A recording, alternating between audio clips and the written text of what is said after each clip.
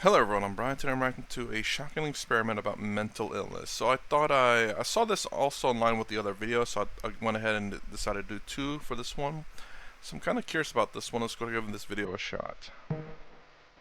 A science magazine conducted certain experiments in United States. Over two-thirds of the men preferred an electric shock. The mental health on the planet is in serious question. We are coming to a time and age where just about anybody can lose their mental balance. This is about changing your very chemistry, making your very chemistry into a blissful chemistry.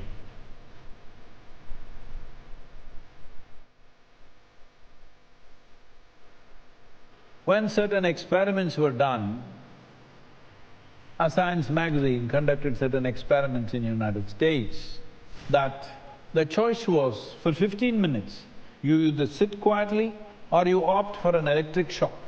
Can you believe this? Over two-thirds of the men preferred an electric shock. Maybe they were testing their pain tolerances. I don't know. Maybe it's a little bit less boring than sitting for 15 minutes, because 15 minutes could be more torturous than getting an electrical shock. Plus, it could be just a little tingle of an electric shock as opposed to like I don't know, sticking a fork in a socket or something. I don't know. Again, don't know what the electrical shock, how bad it is, or maybe how non-boring it is. I don't know, but just throwing ideas out there. It could be quite painful, or it could be literally nothing. One-fourth of the women preferred an electric shock. It's better to have an electric shock than sit quietly. And World Health Organization is predicting a pandemic, mental illness pandemic. That means just about everybody around you will be like that. Recently, the Surgeon General of United States said 1 in 2 Americans are feeling lonely. 1 in 2. What's happening to the other guy? Clearly, he found another person. So out of 4 people, these 2 found each other. These 2 are sitting alone. Loneliness is the incubation period for depression. Once you feel lonely for a certain period of time, then you will go down. The mental health on the planet, the human mental health on the planet is in serious question. When I say in serious question, mental health is no more, or mental ill health is no more something that happens to somebody far away, somebody goes crazy. No, we are coming to a time and age where just about anybody can lose their mental balance. It is expected that in the next 15 to 20 years, there may be hardly any family left without at least one mentally ill person. 20% of the adults in United States suffer from some kind of diagnosed mental illness. 55%, that is 28 million people with mental illness and no treatment. This is the reality of the world. I can get the no treatment too, because it's… I know what the treatment is, for the most part, or maybe to the some part. But there is no medicine that can… There might be, but I don't think they discovered what medicine or chemical they need to put in your body to fix mental illness. They have something for depression. So if you're depressed, there is pills to help with your depression. Now again, it's not to say that we should not be taking certain medication, because I think there are some people out there who wants to get into this, they want to change, but it's very difficult, and the medication can assist them to getting out of this and eventually dropping the medication altogether and then living their lives as normal. And for mental illness, obviously, I do believe a lot of the yogas out there will definitely help. I mean, Advaita Vedanta itself, in my opinion, if how to say, not taught properly, but if received properly, um, can help arrogance, entitlement, a lot of the Western world problems, but it's not just again the Western world. It's not something that it's a virus that the Western world created and it's just spreading and infecting the Eastern world or whatever. It's just I think this is something that's just a human virus that once the human gets to a certain stage in their life, it just becomes this. So it's not but it's mostly happening in the Western world right now because it's gotten to that stage, and it's affecting a lot of the Eastern world too. I'm sure, probably not as much of a degree, but I can see it in some of the comments and some of the videos that I watch. It's kind of happening there too. And again, I think it's because there's a certain stage that it's hit, and it goes to what Sadhguru said about the three things. Once those three things are met, water, shelter, and food. Once those are met, 99 problems come up. There are various aspects to this, the type of education that we do, our social situations, and the kind of food we are eating, the kind of atmosphere we're living in, everything adding up. So, this is very important at a time like this, when human beings are on such levels of agitation, such levels of irritation, such levels of fragile mental fabric. Inner engineering acquires a serious significance. You need to understand, I've been talking about this for 40 years now, that if you are willing, you can rewire your brain completely today.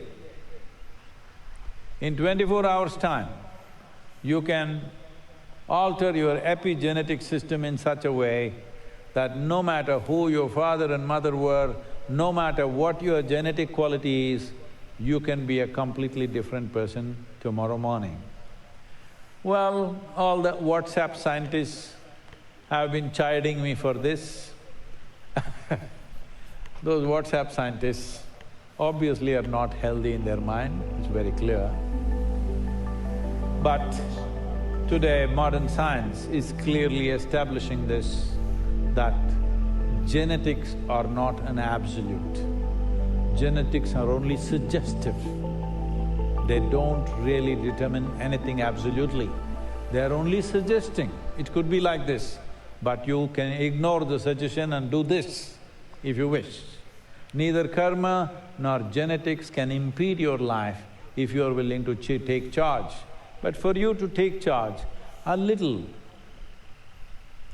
support by changing the patterns of your energy, by changing the patterns of your chemistry, by changing the patterns of your psychological process, only then you have this freedom to change this.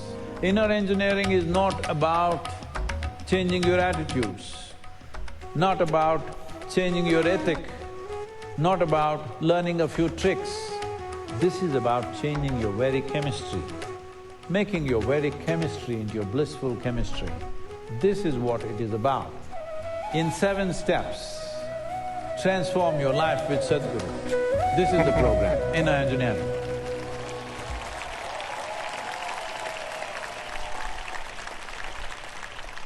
Seven steps. So, this is very important that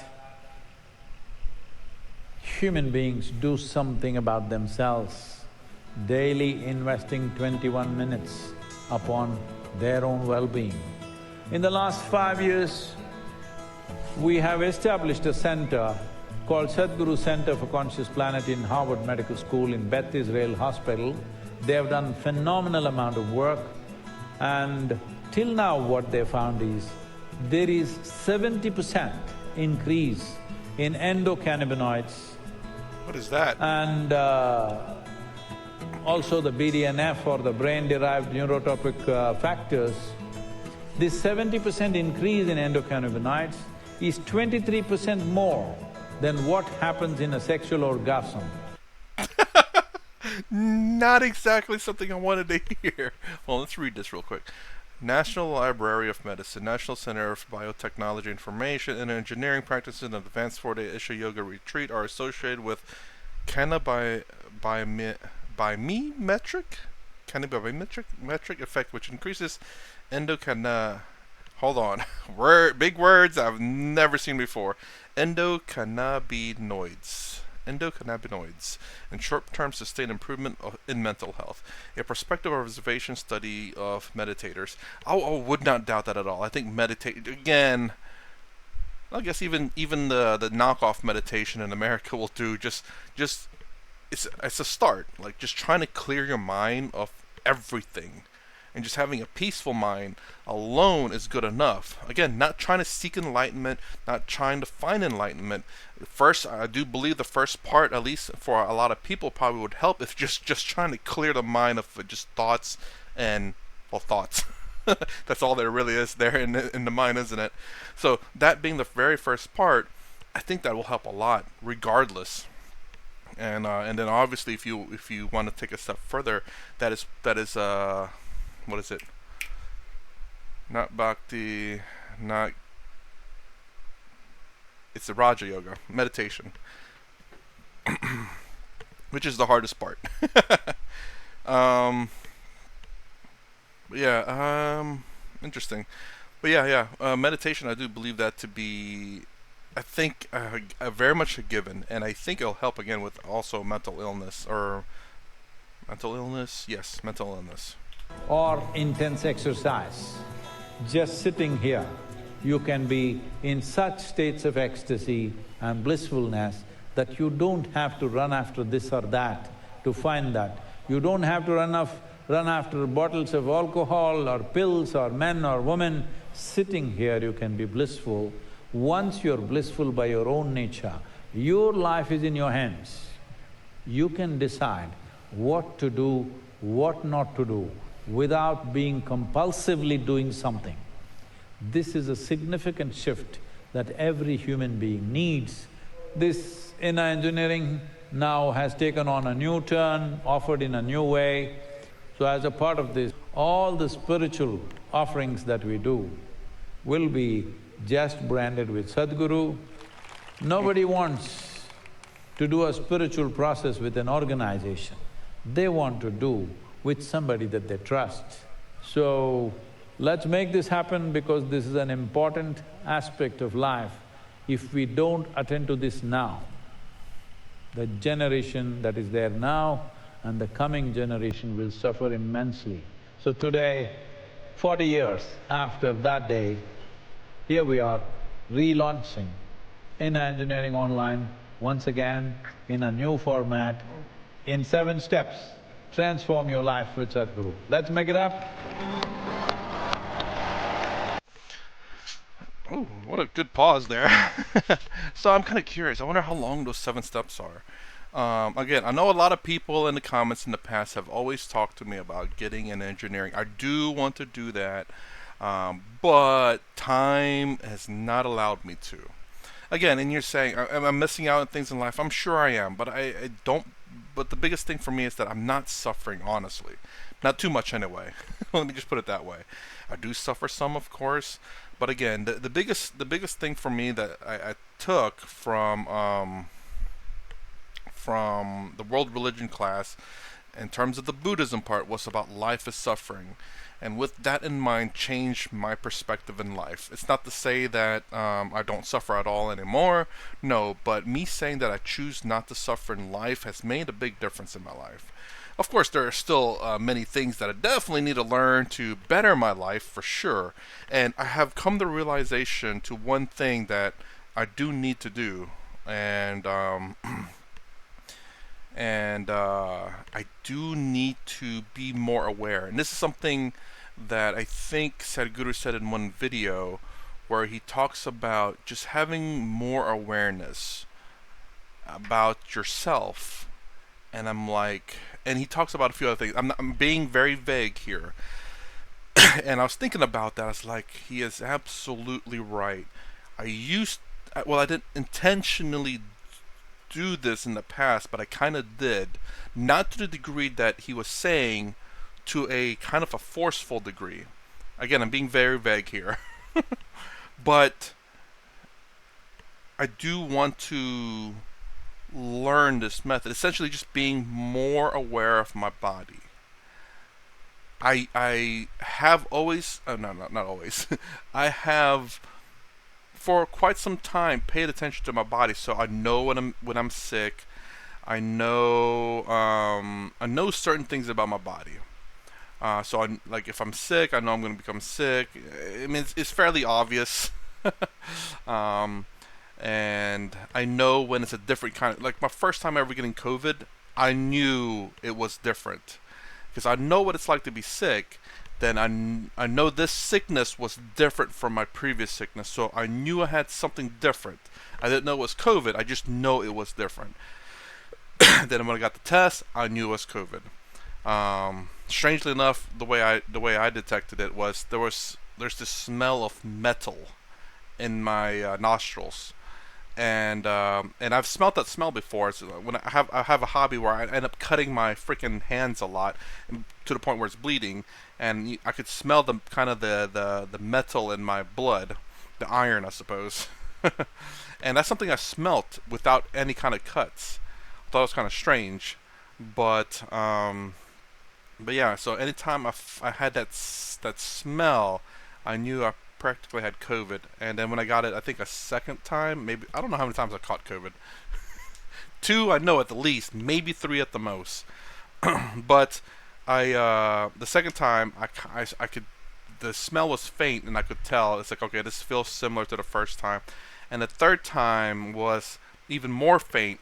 So I don't know whether my body was getting used to it. It was fighting it off a lot better. So the metal smell, whatever's causing that, wasn't causing it as much anymore. Anyways, going a bit off topic there. But when you pay attention to your body, you can tell certain things, and I could tell when I'm getting sick, and whatnot. For the most part, not like weeks in advance, like literally the night off, because I would feel it. I'm like, okay, this is sickness. I know that for sure. If I rest well the night, I would be cured. I would be cured of it by the morning. Usually, I feel it at night, wake up in the morning perfectly fine. Otherwise, I'm sick. Anyways, there's another thing I want to do, which is what something Sadhguru talks about, and something I may do for the members only, which I haven't started yet. I don't know if I ever will, but something I may do in that channel if I ever start it, and if I ever stop being lazy and start it. Anyways, that's my reaction to Shock and Experiment about mental health. If you like my content, please consider subscribing, thumbs up the sound down below. Thanks for watching. I will see you in the next vid.